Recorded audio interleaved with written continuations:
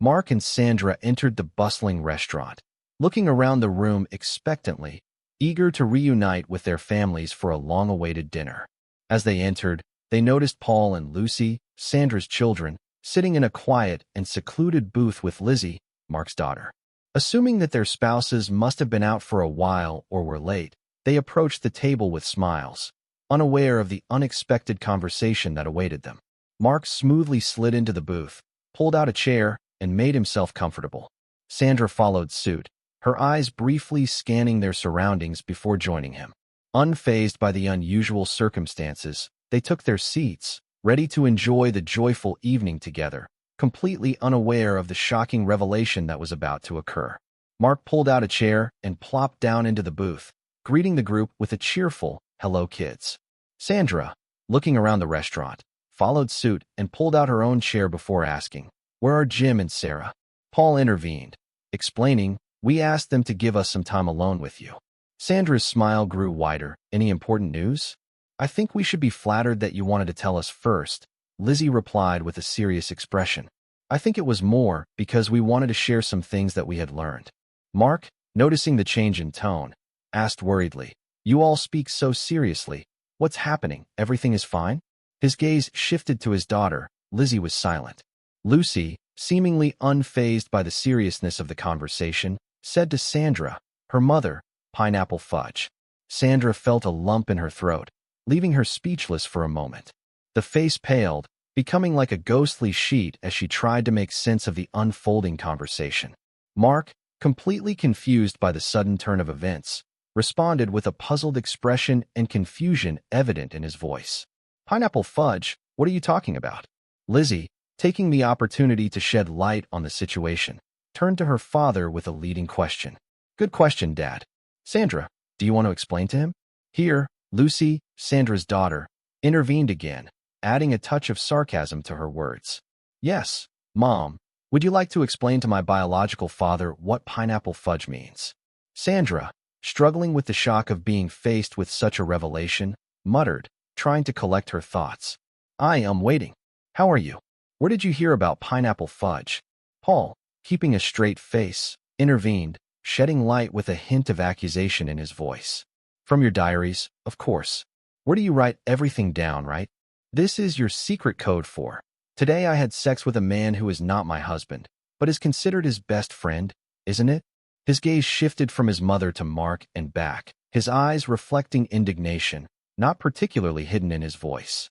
Lucy, feeling the weight of this revelation, expressed a bittersweet feeling. "I always wanted to have an older sister." As she spoke, she quietly squeezed Paul's hand, which she held under the table. Her gaze moved to Lizzie, and she added with genuine tenderness, "And I knew and loved Lizzie all my life," also gently squeezing Lizzie's hand. But then her tone changed, filled with contempt, as she turned her attention to Mark. "But it's still a little shocking to hear that we have the same biological father." The weight of her words hung in the air, emphasizing the deep sense of betrayal and resentment she felt towards Mark and Sandra, whose actions had destroyed the foundation and trust of both families. Paul, with a mixture of annoyance and disappointment in his voice, told Mark the truth that had finally come out. "Did you really think that we would never know? In the world of DNA testing, genetic diseases, and ancestry research, it is clear that sooner or later this will come to light." Mark paused, realizing the weight of Paul's words before becoming defensive. "Look, guys, we're very sorry that you had to find out about this, but it shouldn't change anything. Lucy, Paul, I'm still the same Uncle Mark you've known all your life." His attempt to reassure them seemed weak in the face of shattered trust. Continuing his explanations, Mark pleaded, "Jim and Sarah don't need to know about this. This will only harm them and will not bring any benefit." In his quest to protect the stability of his life, Mark failed to perceive the profound impact that this revelation had already had on their family dynamics. Jim's voice cut through the tension, hitting Mark and Sandra as they realized their missing partners had approached the table undetected. "It's a little late for that, old friend. You are about 3 months late." Jim pulled out a chair and sat down. The weight of his words hung thick in the air, emphasizing the depth of betrayal. Sarah joined them at the table, her face showing anger and disappointment. "Besides, Jim found out first, and told me before we jointly decided to tell the kids. She sat up, her movements filled with pent-up rage, her voice simmering with anger as she addressed Sandra directly, Sarah's words laced with sharp causticity. And now, after our weekend with Jim, I really don't think no benefit is a good enough assessment. She grinned at Sandra. Sarah's face was a mixture of indignation and mockery. Sandra, I can't understand what was going on in your unfortunate head. Have you traded your Michelin-starred chocolate ganache for a stale, dried-out piece of pineapple fudge? I'm glad the kids insisted on extra time, because I could barely walk here from our hotel room. Mark's shock quickly turned to anger as he realized the truth. His voice trembled with a mixture of disbelief and indignation. Wait, you and Jim? Are you having an affair? Lucy, although angry, could not help but laugh bitterly at the irony of Mark's reaction. Are you really upset about this? Aren't you being too hypocritical? There was slight sarcasm in her words, emphasizing double standards. Sandra, who was gradually regaining her composure, intervened in a calm but decisive tone. Wait. If you two were together, then we're even. Jim, you got your revenge. She met the accusing glances of her children and husband. Now we have to figure out how to move forward and work on rebuilding both of our families. There was a glimmer of determination in her eyes as she took on the role of leader. Sandra's voice grew stronger as she continued, determination guiding her words. This shouldn't change anything. Mark and I will end our affair, and you will both end yours. We can all get through this. There was a conviction in those words, as if she was determined to forge a path to healing and restoration in the face of broken trust. Jim's eyes flashed with a mixture of shock and intense anger as he listened to Sandra's attempt to level the playing field. His voice dripped with bitterness as he replied, Well, that may seem fair to some, my dear. It would be so if it weren't completely idiotic. He paused, his anger simmering. The words poured out into a stream of pain from betrayal. You've been having an affair with this sack of shit for 20 years. You conceived a child together and told me that he was mine. All this time, Sarah and I were friends, close friends, but we never did anything inappropriate. How the hell does that make us equal? Sandra's confusion was evident when she replied, Sarah just said that you spent the weekend together. Sarah's mocking tone cut through the air as she retorted, We did it, and it was magical. Honey, it turns out that at our age, not all guys suck so much. She grinned, clearly enjoying the opportunity to tease her husband. Lucy chimed in, playfully interjecting, Mom. If Sandra had been in a more stable frame of mind, she would have noticed that her daughter called the other woman Mom. But in her confusion, she did not notice it. She'll figure it out soon enough. Jim's voice grew firmer as he continued, a hint of triumph in his words. But you're wrong, Sandra. We never had an affair. Because by the time I touched Sarah intimately for the first time, we had both already filed official divorce papers. You were too busy on your weekend business trip for us to bother serving you. But he raised his hand, pointing to the man standing at the door. The atmosphere became tense. The unknown man reacted to Jim's gesture and approached the table. He wasted no time in conveying his message in a cool and formal voice. Sandra Davis, Mark Willis, you've been served. He handed each of them a brown manila envelope, the contents of which were no secret. The man then stepped back, taking out his camera to capture the moment before nodding to Jim and walking away, leaving the culprits dazed and confused.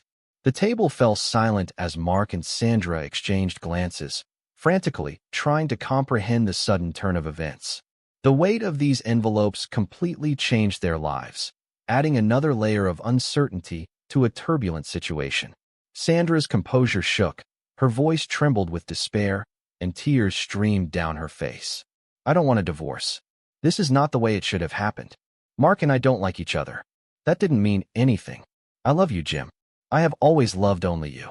Her words filled with pain, she begged her husband, hoping to save their broken relationship. Sandra looked from Jim to Lucy and Paul, her children, her voice breaking with emotion. Lucy, Polly, tell your father that this shouldn't destroy our family. Her prayers were addressed to the children, in the hope that they would help bridge the gap between their parents. Mark, who sat silently, seemed completely broken, his face reflecting the enormous pain he was experiencing. He seemed lost, unable to find the right words to express the depth of his remorse and regret. In a silent act of solidarity and support, Jim, Sarah, Paul, Lucy, and Lizzie placed their hands on the table, intertwining their fingers. Their united display underscored their commitment to each other, acknowledging the challenges ahead and giving each other the strength and support needed to face the future. Jim's stern voice carried through the room, drawing attention and signaling that it was time for Sandra to listen. The weight of the decision made by all five was obvious. "Sandra, I think it's time for you to shut up and listen. The five of us have been discussing how to proceed for a month now. We've got all our ducks in a row, and as far as I'm concerned, none of this is subject to revision." Lizzie intervened in a decisive tone, confirming the unity of their decision. "We thought long and hard about it separately, and then we leaned on each other to decide how to proceed. We are unanimous on this." She glanced at Paul and Lucy, appreciating their collective efforts. "I'll just add that the three of us came up with this, and your spouses initially tried to dissuade us." Paul, speaking with a sense of maturity and determination, emphasized the gravity of the situation. "My little sister may be the youngest at the table, but she's an adult now and has a wise head on her shoulders. She was directly affected by this, so we asked her to tell you how things will unfold." Lucy, sniffling but gathering her strength, spoke with a mixture of pain and determination. "In short, it is so." She turned to Mark, her voice firm and unyielding. "Mark, you provided your seed, but you never were and never will be my father." Her gaze returned to Sandra, her expression hardening. "Sandra, you have been my mother all my life. Not as good a mother as my father was, but still my mother. Well, it ends tonight. From now on, you and I have no relationship. I don't want to talk to you, read your messages, or have any contact at all. This may change in the future, but I wouldn't bet on it. If this happens, it will be my decision. I'm sure you're against it, but I want none of you to ever contact me again. I can assure you that I will not respond." Paul, looking at his broken and almost catatonic mother, shared Lucy's feelings.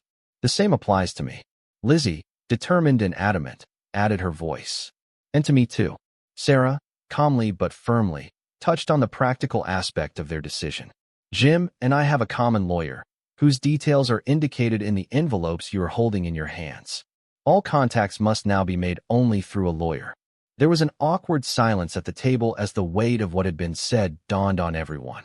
The path forward had been charted, and the consequences of their choices would undoubtedly change their lives.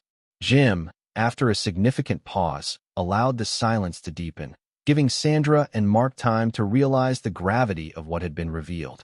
Breaking the silence, he moved on to the next question. "All 8 grandparents were informed about this today." He turned his gaze to Sandra. "Your parents," he nodded, "and yours," pointing to Mark, "didn't do anything wrong, and we don't want to erase them from the lives of their grandchildren." His words conveyed concern and attentiveness, as he always respected and loved his relatives. Jim continued, emphasizing all the conditions. "However, their continued participation depends on whether they accept this situation. They must not pass on any messages from you to the children and will not give you updates on any aspect of our lives." He made it clear that the boundaries he set for Sandra and Mark also applied to their parents. "While they may maintain a relationship with you, this should in no way interfere with us or affect our family dynamics. Mark, your mom and dad are really excited to get to know their new granddaughter, and we will definitely support Lucy in getting to know them. At the same time, it is not surprising that this does not change anything for my parents. They love Lucy more than anything in the world, and nothing will ever change that. The once unified family structure has been forever changed, and the boundaries will change the relationship not only between Sandra, Mark, and the children, but also between their parents and grandchildren." Sarah entered. "We're not leaving. This is not New York or Los Angeles. We may run into each other in a restaurant or on the street." Her tone was filled with anger, a sense of warning, and a clear boundary. With palpable restraint, Sarah continued, determination evident in her voice. "I would strongly advise both of you to pretend that you don't know me. It took all my self-control not to spank you both here tonight." The depth of her anger was obvious, and it was clear that maintaining composure in future confrontations might prove difficult. Then Lizzie's voice took on a more positive, albeit forced tone, and it was her turn.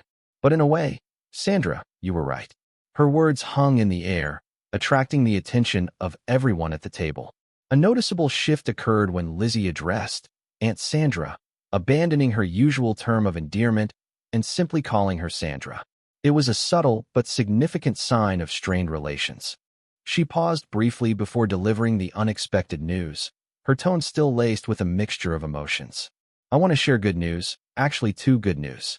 Paul and I are getting married, and it will happen soon because in about 7 months your first grandchild will join us. There was a moment of joy in Sandra's eyes when she heard the news, but the weight of the previous discussion quickly cooled her. Likewise, the hopeful expression on Mark's face faltered as he realized the complex implications of the current situation. Paul, pushing aside any positivity, spoke bluntly, his voice filled with a mixture of disappointment and determination.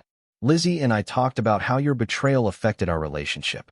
It's weird as hell that we now share a half-sister, but at the end of the day we were inseparable from the very first day we met at playgroup.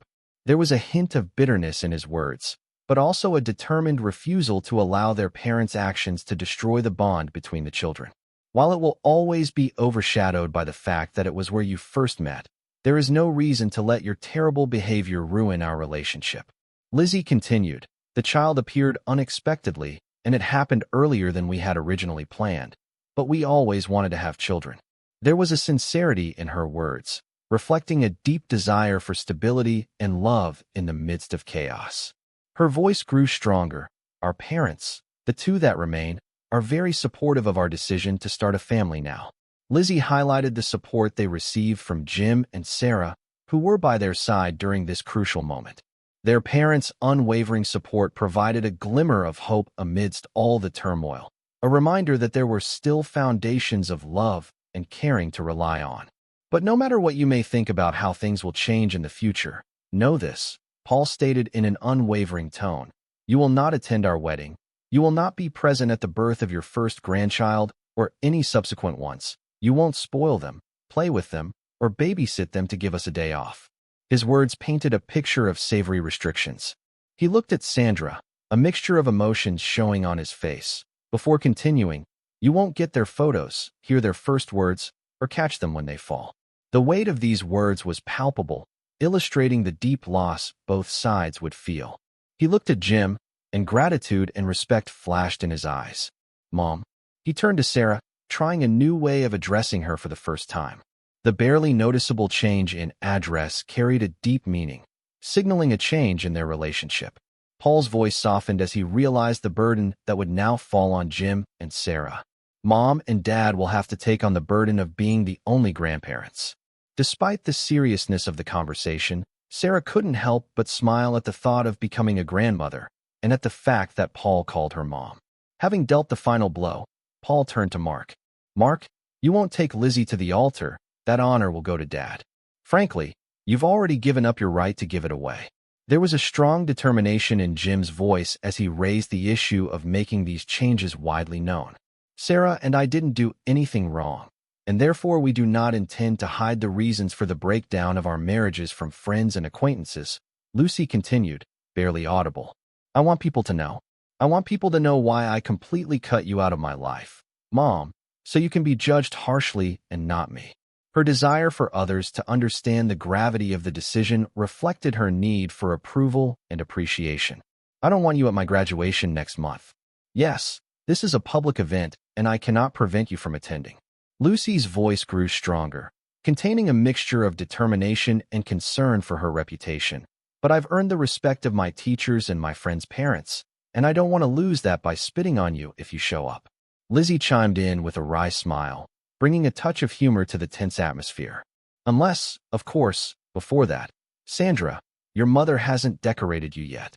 There was a hint in her words that if Mark and Sandra did not listen to what was said, the consequences could be serious and physical. All five rose from their seats, leaving Sandra and Mark alone with their destroyed world. And lastly, Jim began decisively, his gaze focused on his cheating ex-spouses. I had a loving friendship with Sarah for 20 years. It won't take much effort to turn this into a loving relationship. He pointed to Sarah, acknowledging the depth of their connection. I've already fallen in love with her, just because of her support over the past 3 months. He looked straight at Sandra and Mark. Betrayal won't break me, and I won't let it break Sarah. There was a decisive challenge in his words, a refusal to give in to the pain he was causing. You may have been laughing at us behind our backs for the last 20 years, but for the next 50, I'll be laughing with Sarah." He emphasized the joy and happiness that awaited him and Sarah, free from the burden of a broken relationship. Turning to Sarah, Jim softened his tone. "Sarah, I fell in love with you. It's too early to expect you to feel the same, but I want you to give me a chance." There was a plea in his words, a request for patience, and the opportunity to build something new. "And when you do that," Jim continued, his voice growing stronger, "I want us to commit our future to each other before God and our children." Our partners, it seems, did not take their vows seriously, but we did not change them. And you can be sure that our attitude to our future vows will be just as deep and heartfelt. When Jim first spoke to Sarah, it was quite possible that it was too early for Sarah to experience the same deep feelings for him that he had for her. But looking at her tear-stained smile, it was obvious to anyone that by this time, she already felt the same way. Jim and Sarah hugged each other and followed their 3 children out, united and ready to forge a new path together, driven by love and determination to find happiness among the ruins. Sandra and Mark were left to deal with the consequences of their actions. Subscribe to our channel so that your second chaff doesn't cheat on you. And go ahead and listen to the next story, because this story is nothing compared to the next one.